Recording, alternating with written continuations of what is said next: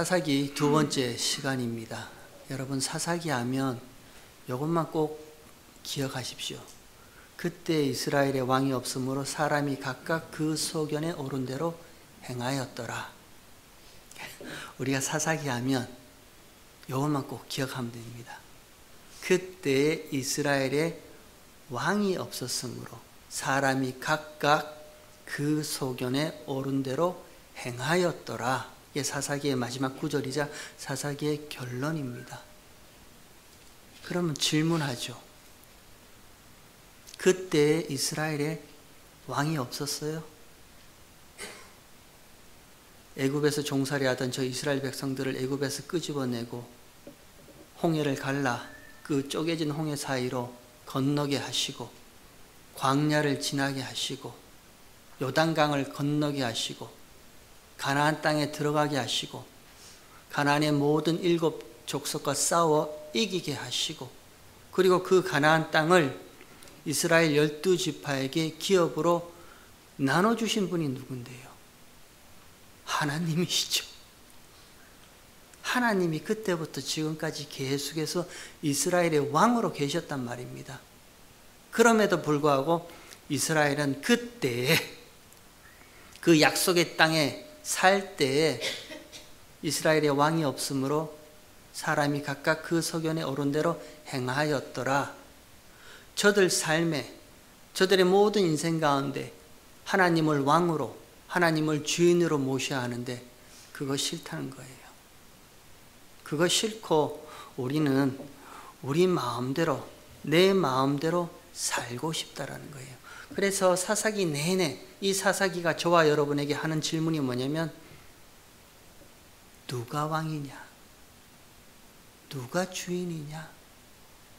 저와 여러분의 인생을 살아가면서 사사기가 계속 나한테 묻는 거예요. 지금 네 삶의 왕이 누구니? 저와 여러분의 이 인생의 주인이 누구라고 생각하세요?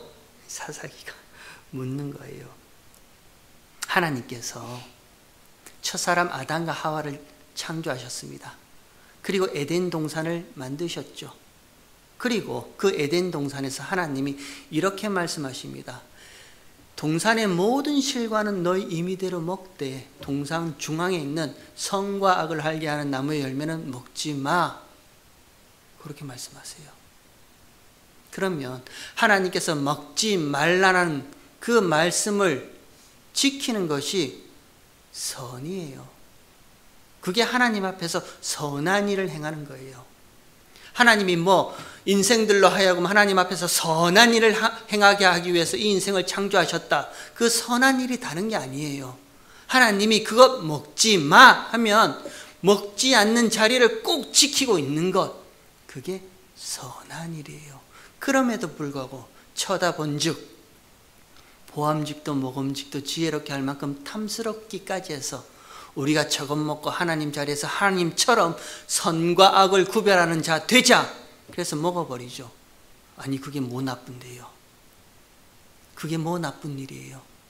인생이 선과 악을 스스로 구별하겠다는데 이건 선한 일이고 저건 악한 일이고 내가 그거 구별해서 내가 그렇게 선과 악을 구별해서 살자라는데 그게 뭐가 나쁜 일이에요? 그게 문제가 아니라 그것 먹지 마 하면 먹지 않는 자리를 지키는 그것이 하나님 앞에 선한 일이에요. 저와 여러분, 하나님이 인생을 펼쳐나가세요. 그 인생 가운데 때로는 원치 않는 힘듦을 당할 수도 있단 말입니다. 하나님, 내 인생에 왜 이런 가시를 주세요? 이게 왜 나한테 선한 일이에요? 따지고 싶은 때도 있단 말이에요. 맨날 평안하지 않잖아요. 좋았으면 좋겠는데, 평안했으면 좋겠는데, 잘 살다가 문득 뜻밖의 소식에 마음이 아파요. 그게 하나님이 허락하신 일이거든요. 근데 하나님께서 그거 선한 일이야? 그러면 네 하나님 그거 선한 일이군요. 그게 선한 일이에요. 그리고 내 인생이 아무리 평안하고 좋고 뭐 아무 근심 걱정 없어도 하나님이 그거 악한 일이야 그러면 그거 악한 일이에요. 여러분 여기에 순종하실 수 있으세요? 내 인생에 갑자기 어려움이 닥쳤다. 원치 않는 이 육신에 갑자기 병이 나타났다. 근데 그것 가지고 하나님 앞에서 하나님 참 나에게 선한 일 행하시네요. 그러실 수 있어요? 없어요. 없단 말입니다. 근데 하나님은 하나님의 원래 창조 목적은요. 하나님이 선하다 하면 그게 나한테 어떤 일로 보이든지 간에 나는 내 하나님 선한 일입니다라고 순종하는 자로. 그리고 이거 악한 일이야 하면 아무리 좋아 보여도 네 그거 악한 일 맞습니다. 하지 말게요. 그렇게 순종하는 자로 만드시는 것이 하나님의 원래 창조 목적이었어요. 근데 그 첫사람 아담과 하와가 선과 악을 구별하는 그 나무의 열매를 먹고요. 내가 선과 악을 구별해 버리네요. 그게 죄입니다. 그게 죄예요. 지난주일 예배를 마치고 같이 점심을 하다가 우리 집사님들하고 장로님하고 같이 대화를 나누다가 바둑 이야기가 나왔어요. 점심 먹다가 바둑 이야기요. 전 처음 알았어요. 우리 조 집사님이 아마 5급까지 바둑 두셨다고. 5급이면 대단한 거예요. 아마 5급이면. 바둑 얘기를 듣는데 여러분 그 바둑의 바둑알을 누가 두는 거예요? 바둑알 잡은 사람이 두는 거죠. 바둑알이 뭐 나 여기 갈래, 나 저기 가고 싶어, 나 요 집에서 이렇게 집을 포위하고 싶어. 바둑알이 그러지 않잖아요. 바둑알은 그저 사람이 두는 대로 톡, 톡, 여기 두면 이 자리에, 저기 두면 저 자리에. 그게 바둑알이잖아요. 그 바둑판에 바둑알들이 그렇단 말입니다. 그러면 이 세상은요, 하나님이 만들어 놓으신 거대한 바둑판이에요. 그 바둑판 가운데 하나님께서 인생들을 허락하셔서 그 바둑알 같은 저와 여러분을 하나님이 한 번은 여기 두셨다가 한 번은 저기 두셨다가, 우리 그게 순종이 됩니까? 그 인생이 순종이 돼요? 하나님께서 한 번은 세상에 포위되는, 세상에 꽉 가로막힌 듯한 그런 포위되는 그런 바둑판에 바둑알 같이 그렇게 턱 두셔서 고통스럽게 하셨다가, 또 한 번은 하나님이 이런 나를 세상의 형통한 자로, 세상의 모든 것을 다 이기는 바둑알로 두셨다가, 하나님이 그렇게 하신다니까요. 하나님이 이게 선하다 하면 선한 일이에요. 저게 악하다 하면 악한 일이에요.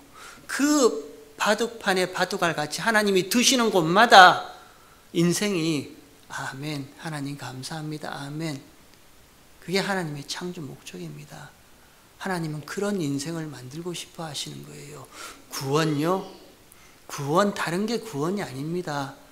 저와 여러분 죄에서 구원받았다 하지만 그 죄가요 뭐냐면, 만약에 저와 여러분 안에 여전히 법이 있다면요, 선과 악을 먹고 난 이후에 이건 선이야, 이건 악이야, 그게 법이거든요. 그게 죄거든요. 저와 여러분 안에 여전히 법이 남아있다면 하나님이 행하시는 그 모든 일이 감사함으로 절대 받아줄 수가 없어요. 하나님이 어느 때는 좋았다가, 하나님이 어느 때는 미웠다가. 왜 그래요?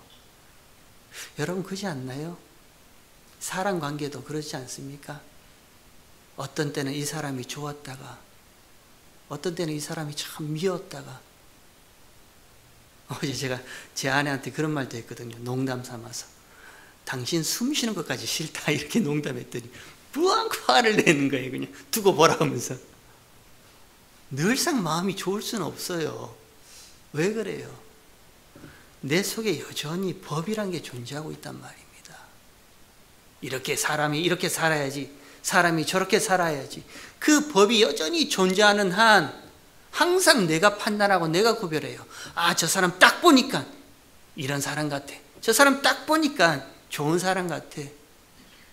그게 하나님에 대해서도 마찬가지예요. 하나님 왜 나한테 이렇게 행하세요?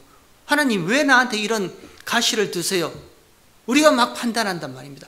여전히 법이 있어요. 이스라엘 백성들의 모습이 딱 그 모습이에요.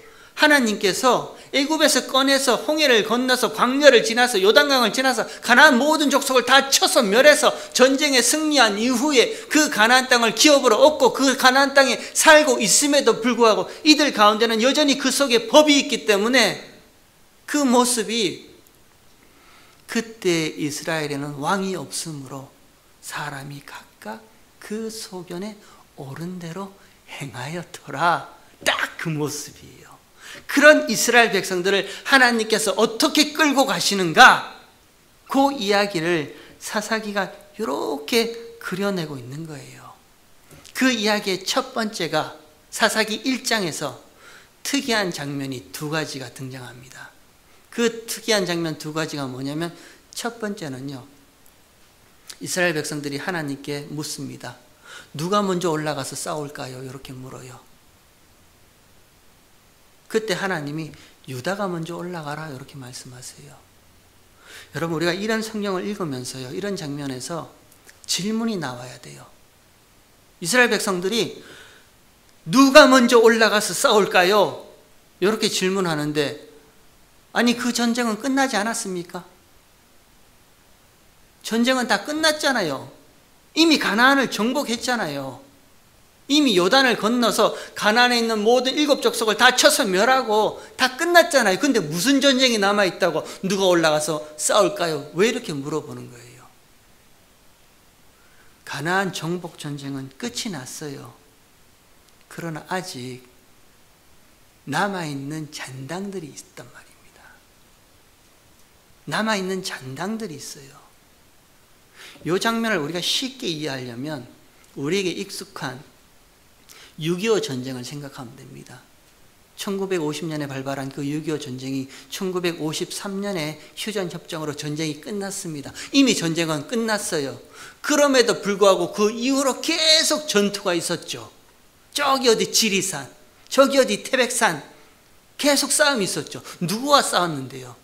남아있는 잔당들, 그걸 빨치산이라 뭐 이렇게 얘기를 하더라고요. 계속 싸움이 있단 말입니다. 이미 가나안 정복 전쟁은 끝이 났어요. 그럼에도 불구하고 남아있는 잔당들이 있단 말이에요. 그 잔당들과의 싸움이 계속해서 이어지는 거예요. 저와 여러분요, 예수님께서 십자가에 죽으시고 부활하심으로 이미 죄와 사망의 싸움은 끝났습니다. 이미 저와 여러분 구원받았어요. 저와 여러분을 붙잡고 있던 그 죄와 사망의 법을 예수님께서 십자가에서 그 피 흘려 죽으시고 부활하심으로 그 죄와 사망의 법에 묶여있던 우리를 구원해 내셨어요. 이미 구원받았습니다. 그러나 아직 잔당들이 남아있어요. 죄 찢기들이 남아있단 말입니다. 그 죄 찢기들이 어디 남아있는데요? 죄로 오염된 이 몸에, 이 육체에, 이 육신에요. 그 죄의 찢기들이요, 뼛속 깊숙이 육신 가운데 남아 있어요. 그래서 그 싸움을 계속해서 우리가 하는 거예요. 무슨 싸움이 남아 있는데요? 그 싸움요, 그 싸움이 계속해서 있단 말입니다. 근데 그 남아 있는 잔당들과의 싸움에서 이스라엘 백성들이 하나님께 묻습니다. 누가 먼저 올라갈까요? 그때 하나님이 유다가 먼저 올라가라 얘기를 합니다. 그리고 유다가 싸우러 올라갈 때 유다가 시므온 지파 사람들에게, 시므온에게 같이 가자 이렇게 얘기를 해요. 그 장면이 있어요. 특이하지 않습니까? 수많은 지파, 12지파가 있는데 하나님이 유다 먼저 올라가 이렇게 말씀하세요. 그러면 유다 먼저 올라가면 돼요. 근데 유다가 싸우러 올라가면서 시므온 지파에게 같이 올라가서 싸우자 이렇게 말해요. 이게 무슨 장면인가? 우리가요 창세기를 강의할 때 창세기 49장에서 한번 살펴본 내용인데, 야곱이 마지막 죽을 때 유언을 합니다. 축복을 합니다. 그때 야곱이 유다에게 무슨 축복을 하냐면, 유다야, 너는 모든 형제의 찬송이 되리라, 이렇게 축복을 해요. 너의 모든 형제들이 너를 항상 끊임없이 찬송할 거다, 이렇게 축복합니다. 그리고 또 유다에게 무슨 축복을 하냐면, 유다야, 홀이 너를 떠나지 아니할 것이고 치리자의 지팡이가 네 발사에서 절대 떠나지 아니한다, 이렇게 축복해요. 홀이란 것은요, 왕이 잡고 있는 지팡이, 왕권을 상징해요. 그리고 치리자의 지팡이, 인도자의 지팡이요. 그러면 그게 무슨 축복이냐면, 이스라엘의 왕권이, 이스라엘의 왕이 절대 너에게서 떠나지 않겠다, 이렇게 축복해요. 그래서 이스라엘의 참된 왕이신 예수님이 유다 지파로부터 오시는 거예요. 유다는 그런 복을 받은 자들입니다. 반면에 시므온은요, 야곱이 시므온에게 저주해버려요. 뭐라 저주하냐면, 시므온아, 너는 잔해하는 칼이로다. 넌 진짜 잔인한 사람이야. 너는 분노대로 사람을 죽이고 그 혈기대로 남의 소의 발목을 끊어버리는 자야. 이렇게 저주해버려요. 시므온은요, 화난다고 사람을 죽이고 심심하다고 남의 소의 발목을 끊어버리는 잔인한 사람이었어요. 이렇게 저주해버려요. 그러면 여러분, 이 두 조합이 어울려요? 유다 지파는 그 이스라엘의 참 왕이신 예수님을 모형하는 지파예요. 왕권이 그에게서 떠나지 아니한다는 축복을 받은 지파예요. 누가 먼저 싸우러 올라갈까요? 물어보니까 하나님께서 유다 먼저 올라가, 그 예수를 모형하는 유다 지파 먼저 올라가. 근데 그 유다 지파가 올라가면서 시므온, 잔해하는 칼, 잔인한 인간한 그 시므온 지파에게 같이 올라가자, 이렇게 얘기를 합니다. 그리고 와서 올라가서 싸워요. 올라가서 베색이란 곳에서 가나안 사람과 브리스 사람 1만 명을 쳐 죽입니다. 그리고 아도니 베색이란 왕을 잡아가지고 그 엄지, 손과 발의 엄지를 끊어버려요. 그리고 그 전쟁에서 큰 승리를 얻습니다. 그리고 그들이 예루살렘에 가서 예루살렘을 칼날로 치고 예루살렘을 다 불로 태워버려서 예루살렘을 빼앗습니다. 그런 엄청난 승리를 가져요. 반면에 같이 올라간 시므온 지파는요, 이렇다 할 이름이 나오지 않아요. 무슨 그 싸움에, 그 전쟁에 시므온 지파가 이런 전과를 올렸다, 이런 공을 세웠다, 그런 이야기가 하나도 없어요. 모든 싸움은 다 유다 지파가 싸운 거예요. 그리고 모든 싸움은 다 유다 지파가 이겼고요. 그리고 유다 지파가 이긴 그 승리의 전리품을, 그 승리의 그 품을 시므온 지파에게 그냥 무상으로 주는 거예요. 그게 거저 주시는 은혜 아닌가요? 그게 조금 고급스러운 말로 잉여품, 이렇게 얘기를 해요. 우리한테 비교해 보면요, 유다 지파는 예수님을 모형한다 했습니다. 예수님이 먼저 올라가서 싸우러 가세요. 근데 그 예수님이 올라가서 싸우러 가실 때 시므온 같은 잔인한 인간, 이 죄인인 저와 여러분을요, 같이 올라가자라고 말씀하세요. 그 모습이 보이세요, 여러분? 유다 지파 홀로 올라가서 싸워도 돼요. 시므온 지파가 올라가서 싸워서 무슨 유다 지파에게 이런 도움이 되었다는 얘기가 한 군데도 없어요. 아무 데도 없어요. 근데 그럼에도 불구하고 유다 지파는요, 올라가면서 시므온 지파에게 같이 올라가서 싸우자, 그래서 같이 데리고 가요. 예수님께서 십자가에 올라가실 때 그 십자가에서 죄와 사망의 법을 멸해버리실 때, 사단의 머리를 박살 내실 때 우리 눈에는요, 그냥 예수님 홀로 올라가신 것처럼 그렇게 보여요. 그래서 우리는 그 밑에서 아유 예수님, 우리 불쌍한 예수님, 어찌할꼬 그 고통스러운 예수님 이렇게 얘기하는데 아니에요. 예수님이 그 십자가에 올라가서 그 죄와 사망의 범, 사단의 머리를 멸해버리시러 올라가실 때 시므온보다 더 악한 시므온보다 더 잔인한 우리에게요, 같이 올라가자 하시는 거예요. 같이 올라갔어요. 그래서 사도 바울이 로마서 6장인가요? 예수께서 우리와 함께 십자가에 달리심은 이 죄의 몸을 멸하사 함께 올라가서 저와 여러분의 죄의 몸을 같이 멸해버리시는 거예요. 그리고는요, 다시는 죄와 사망의 법 아래 두지 않으려고 우리의 죄의 몸을 멸해버리셨어요. 그 전쟁은 예수님이 하셨단 말입니다. 그 십자가의 전쟁은 예수님이 하셨어요. 그런데 예수님께서 저와 여러분을 같이 함께 올라가자, 시므온처럼, 마치 시므온과 같이 함께 올라가자. 그래서 이런 우리의 죄의 몸을 예수님이 품어 안으시고 함께 십자가에 올라가셔서 그 죄의 몸을 십자가에서 멸해버리셨어요. 그리고 다시는 그 죄가, 그 사망이, 그 무섭고 두려운 그 죽음이 저와 여러분을 어찌하지 못하는 그 승리의 전리품을 저와 여러분의 우리의 것으로 나눠주셨어요.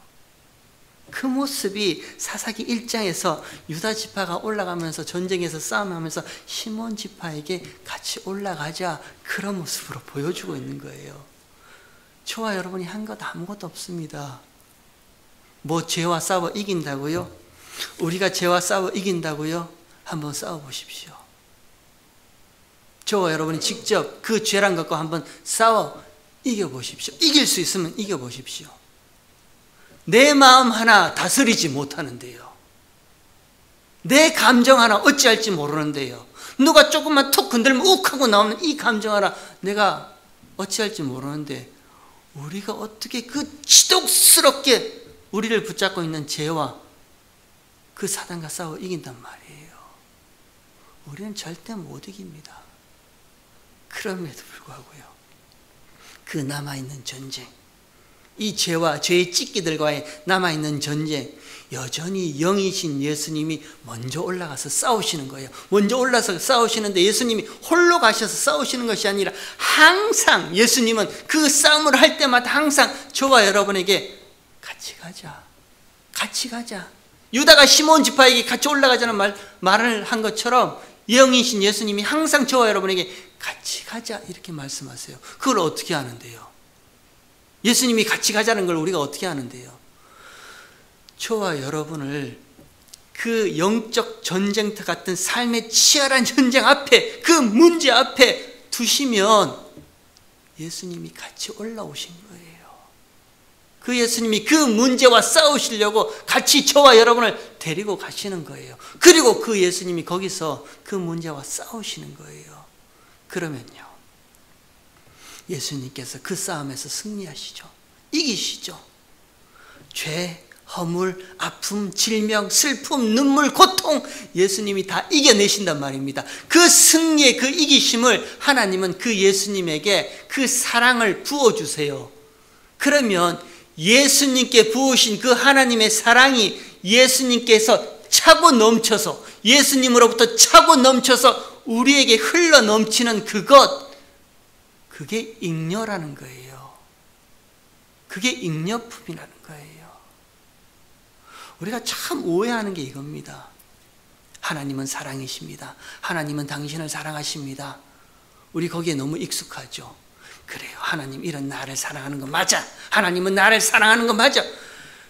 성경이 말하는 하나님의 사랑은요, 하나님은 예수님만 바라보고 계신다니까요. 하나님은 예수님만 사랑하고 계시는 거예요. 하나님은 예수님의 그 십자가에만 사랑을 부어놓고 계시는 거예요. 그러면 그 하나님의 사랑이 예수님에게서 차고 넘쳐서 십자가에서 차고 넘쳤어요. 그 넘쳐 흐르는 사랑이 저와 여러분에게 흘러 넘치는 거예요. 그래서 그 예수의 사랑이 나에게까지 도달하는 겁니다. 그 사랑을 우리가 받는 거예요. 그래서 하나님의 사랑을 차고 넘치는 사랑이라 이렇게 얘기를 하는 거예요. 그 사랑이 우리에게 넘치는 거예요. 근데 그 사랑이요, 얼마나 크고 차고 넘치냐면 여전히 나에게서 나오는 이 죄악의 찢기들, 이 죄의 모습들요, 여전히 나에게서 나오는 이 두려움, 무서움, 불안함, 여전히 나에게서 나오는 죽으면 어떡할까? 내가 실패하면 어떡할까? 내가 여기서 큰 일을 당하면 어떡할까? 그런 염려, 걱정, 그것보다 훨씬 더 빨리, 훨씬 더 많이 예수님으로부터 차고 넘치는 하나님의 사랑이 저와 여러분을 덮어버린다니까요. 그게 하나님의 사랑이에요. 내가 불안하기도 전에, 내가 염려 걱정하기도 전에 이런 나의 죄와 허물과 육신의 모든 질병과 아픔을 내가 그것 때문에 불안하고 염려해서 하나님을 떠나기도 이전에 예수님으로부터 차고 넘치는 그 사랑이 나를 덮어버려요. 그 잉여의 사랑이요. 그래서 우리가 그 사랑을 맛볼 때마다 하나님 앞에 그저 하나님 감사합니다. 하나님 나에게 이런 은혜를 베풀어 주셔서 감사합니다라는 그 감사의 고백이 나오는 거예요. 유다가 그냥 시므온에게 함께 올라가자, 그냥 그런 그림 아니에요. 그 유다 지파가 모형했던 예수님이요, 지금도 저와 여러분의 모든 삶의 현장에, 모든 문제에, 모든 걱정과 근심거리 앞에 예수님이 함께 올라가자, 이 시므온보다 더 잔인한 나밖에 모르는 나를 함께 올라가자, 이렇게 말씀하세요. 여러분 그 음성을 꼭 들었으면 좋겠습니다. 그리고 그 예수님과 함께 꼭 같이 올라갔으면 좋겠습니다. 싸움은 저와 여러분이 하는 거 아니에요. 우리가 얼마나 고집스러운지 하나님의 전신갑주를 우리가 입고, 가슴에는 의의 흉배를 붙이고, 머리에는 구원의 투구를 쓰고, 발에는 무슨 복음의 신을 신고, 손에는 무슨 믿음의 방패와 말씀의 검을 가지고 싸워 이겨냅시다. 그래서 이겨낼 수 있으면 한번 이겨보세요. 하나님이 주신 그 전신갑주는 예수님이세요. 그 전신갑주이신 예수님, 우리 앞서 싸우러 나가시는 그 예수님, 전신갑주인 그 예수님을 바라보는 것이 저와 여러분이 전신갑주를 입는 거예요. 그리고 그 예수님이 승리한 모든 승리의 전리품들을 그냥 아무것도 한 것 없는 나는 그냥 하나님 앞에 푸념, 불평, 그거밖에 못하는 거예요. 그런 나에게 이 불평보다, 이 푸념보다, 이 마음에 나는 짜증보다 예수님으로부터 흘러나오는 하나님의 사랑이 더 빨리 더 많이 차고 넘쳐서 그 차고 넘치는 하나님의 사랑이 저와 여러분의 모든 허물을 덮어버리세요. 그게 하나님의 사랑입니다. 그렇게 하나님은 지금도 저와 여러분을 사랑하고 계세요. 요것만 하고 마치도록 하겠습니다. 그 유다가 올라가서 싸움을 하는데 어디 가서 싸우냐면 예루살렘에 가서 칼로 쳐서 불태워버립니다. 아니, 이럴 수가 있어요. 우리가 예루살렘 하면 거룩한 하나님의 도성, 거룩한 하나님이 거하시는 곳, 하나님의 성전, 예루살렘, 이렇게 생각하잖아요. 근데 생각해 보세요. 고린도전서인가요? 고린도후서 3장 16절에 보면 사도 바울이 너희가 하나님의 성전인 것과 하나님이 너희 가운데 거하시는 것을 알지 못하느냐? 이렇게 말씀하세요. 우리 보고, 이 몸 보고 하나님이 거하신 성전이라 이렇게 말해요. 그러면 내가 예루살렘이에요. 그죠? 하나님이 거하신 성이 예루살렘이니까 내가 예루살렘이에요. 그러면 이런 내가 예수 믿기 전에, 예수 알기 전에 이 예루살렘은 누가 주인이에요? 옛사람이 죄인이었던 나가 주인이죠. 마찬가지예요. 왜 뜬금없이 예루살렘에 올라가서 칼로 치라고 불로 태워버려서 예루살렘을 빼앗아오라는가? 그 예루살렘을 누가 취하고 있었는데요? 가나안 족속들이 가지고 있었단 말입니다. 그 하나님의 거룩한 성 예루살렘이 가나안 족속들이 가지고 있었어요. 그래서 유다 지파가 올라가서 가나안 족속을 다 쳐서 멸해서 불태워버리고 예루살렘을 빼앗아오는 거예요. 마찬가지예요. 하나님이 거하시는 성전인 이 몸, 하나님이 나와 함께 하시는 이 예루살렘, 누가 가지고 있었는데요? 나의 옛사람. 그래서요, 하나님이 어떻게 하셔야 돼요? 쫓아내야죠. 쫓아내야죠. 그게 영적 전쟁이란 겁니다. 쫓아내야죠. 그러면 중요한 것은 하나님이 어떻게 쫓아내세요? 하나님이 거하신 거룩한 성전인 예루살렘에 여전히 나의 죄악의 찢기들과 죄악의 잔당들이 남아있어서 그것을 막 더럽히는데 하나님이 쫓아내야죠. 근데 하나님이 어떻게 쫓아내세요? 하나님이 윽박질러서 두들겨 패서 잔인하게 그렇게 쫓아내세요? 아니면 은혜로 쫓아내세요? 여러분 다 경험이 있으실 거예요. 하나님이 어떻게 쫓아내시는데요? 어떻게 이 예루살렘을 거룩한 예루살렘 성으로 쌓아 올리시는데요? 은혜로 쌓는단 말입니다. 은혜로. 지금 사사기에서는 유다 지파가 칼로 치고 불로 태워서 쫓아내지만 하나님은요, 은혜의 칼로, 은혜의 불로 이 거룩한 성 예루살렘에 남아있는 죄의 찢기들을, 옛사람의 모습들을 다 하나하나 쫓아내시는 거예요. 은혜로요. 그 은혜가 뭔데요?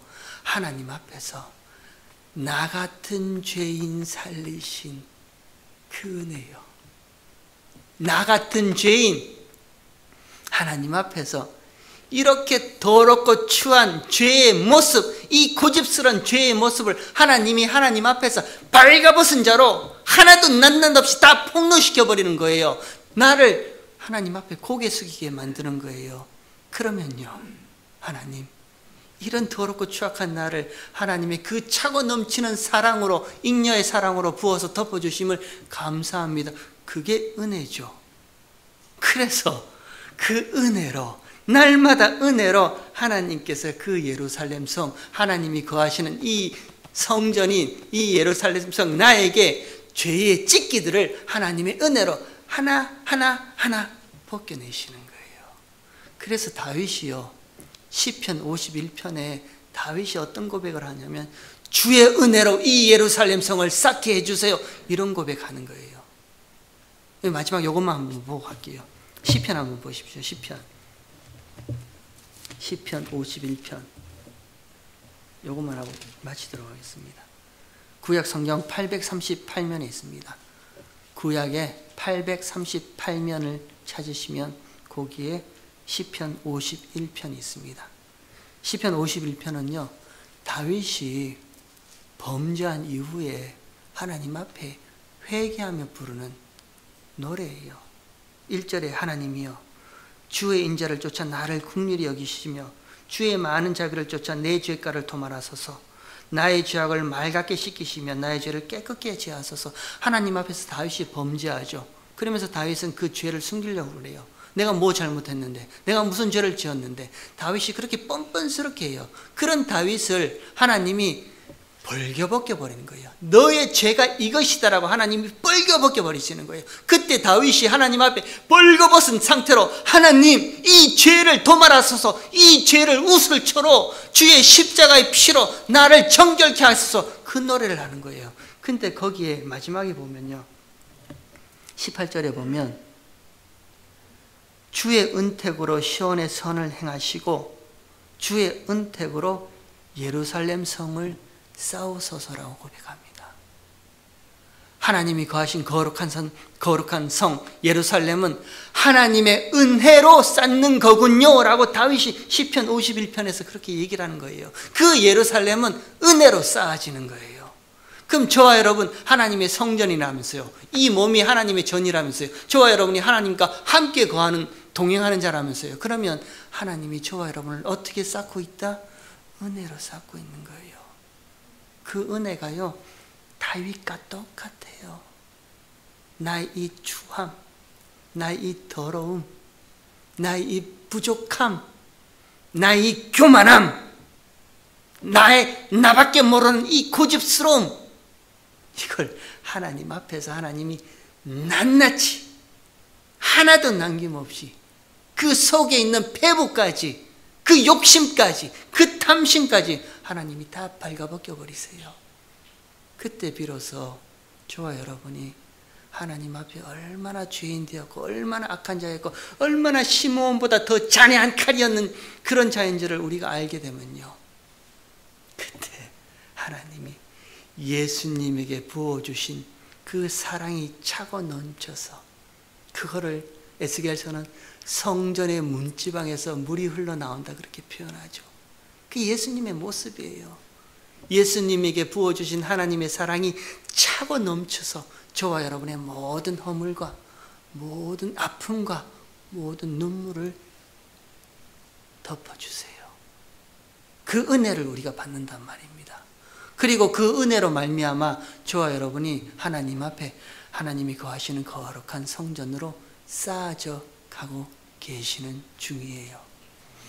여러분, 바라기는, 사사기는 끊임없이 저와 여러분에게 묻습니다.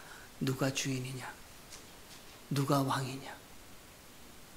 그 끊임없이 묻는 질문에 하나님은 여전히 내가 왕 되고자 주인 되고자 살고 있는 이런 우리를 하나님의 은혜로 이 죄의 찢기들을 하나하나 벗겨 나가는 그 모습을 사사기가 보여주고 있습니다.